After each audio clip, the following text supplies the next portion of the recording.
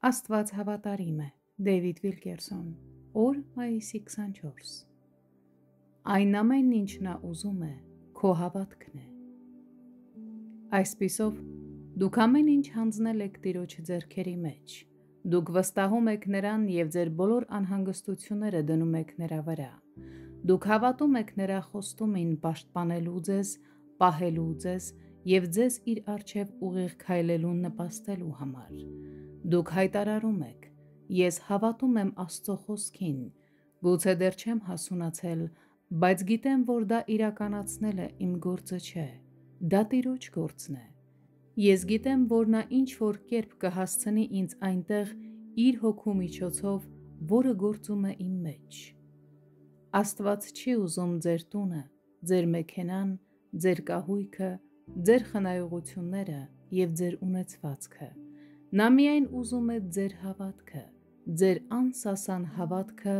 իր խոսքի հանդեպ։ Սա թերևս այն է, ինչ բաց են թողնում մյուսները,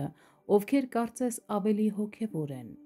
Դուք կարող եք մեկ ուրիշին ավելի հոգևոր համարել, քան դուք, բայց իրականում նա կարող է մեծ ջանքեր գործադրել արդարության տպավորություն թողնելու համար, սակայն ճշմարտությունն այն է, որ երբ Աստված նայում է ձեզ, հայտարարում է. ահա մի արդար մարդ կամ կին։ Դա ճիշտ է, ինչու՞, որովհետև դուք վստահեցիք Տիրոջը, որ նա է ձեզ տալու իր արդարությունը։ Պողոսը մեզ ասում է, որ մենք Աստծո աչքերում արդար ենք համարվում նույն պատճառով, ինչպես Աբրահամը։ Ուստի դա նրան, Աբրահամին, արդարություն համարվեց, բայց ոչ միայն նրա համար գրվեց, որ նրան արդարություն է համարվել, այլև մեզ համար, որ մեզ էլ է համարվելու, որ հավատում ենք նրան, ով մեռելներից հարություն տվեց մեր Տեր Հիսուս Քրիստոսին։ Հռովմայեցիս 4:22-24 խոսքեր։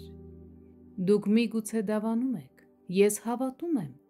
հավատում եմ Աստծուն, ով հարություն տվեց Հիսուսին մեռելներից։ Իսկ երբ ամեն ինչ անհույս է թվում, երբ դուք անհույս վիճակում եք, առանց միջոցների և առանց որևէ հույսի, վստահում եք արդյոք, որ Աստված կլինի ձեր Եհովա Ջիրհեն, այսինքն ապահովող Եհովան, և կհոգա ձեր կարիքները։ Վստահ եղեք, որ նա հավատարիմ է ձեզ տված իր հավիտենական խոստումները պահելուն։ Հավատացեք, որ եթե նրա խոսքերից նույնիսկ մեկը չկատարվի, երկինքը կհալվի, իսկ տիեզերքը կոչնչանա։ Ահա թե որքան վճռական է նա իր զավակներին տված իր խոստումները կատարելու մեջ։